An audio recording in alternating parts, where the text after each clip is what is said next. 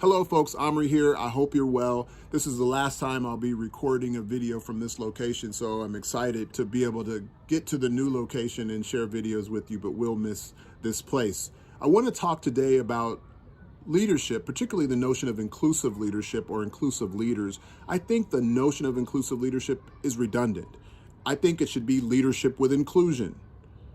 Geoff Marlow, who I follow on the LinkedIn platform, often quotes Peter Senge that leadership is the capacity to create human systems that are fit for the future. I totally agree with that. It means that everybody's involved in making that a reality. And so if we want to really have leadership with inclusion, we need to do everything we can to get as many people into the space where their leadership is always evolving to create the future of what I would say is thriving people and generative organizations.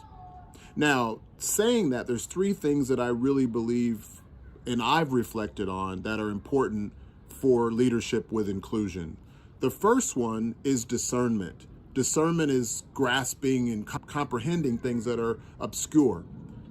That means you have to look at things in ways that might not necessarily work for you, but they might work for many people, and then you could bring those approaches and the distinctions of those approaches forward. Oftentimes we have this as a spiritual concept. I've talked about this with Ashanti Bentil-Dhue, who you should follow as well.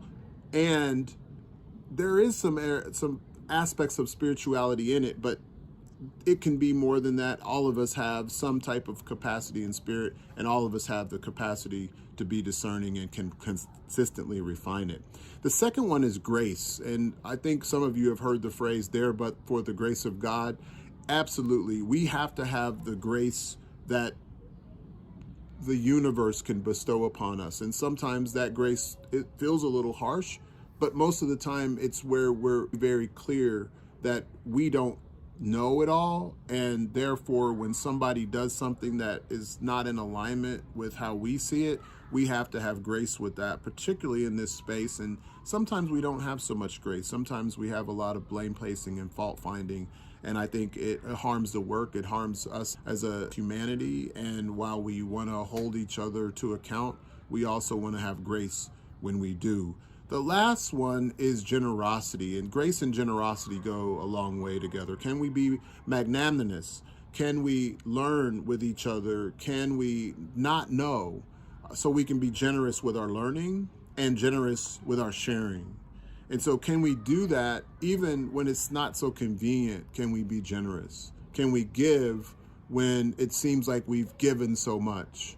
That's what leadership is to me. That's what leadership with inclusion can be for the DEI practitioner, and quite honestly, for anybody who wants to practice leadership in any organization, institution, or community. So one thing before I go, I hope that was helpful. Sign up for our podcast. Episode 2 is coming out soon. If it's not already out before this video comes out, it's with Doug Harris from the Kaleidoscope Group. Brilliant conversation, worth your time. Make it a great day. Peace.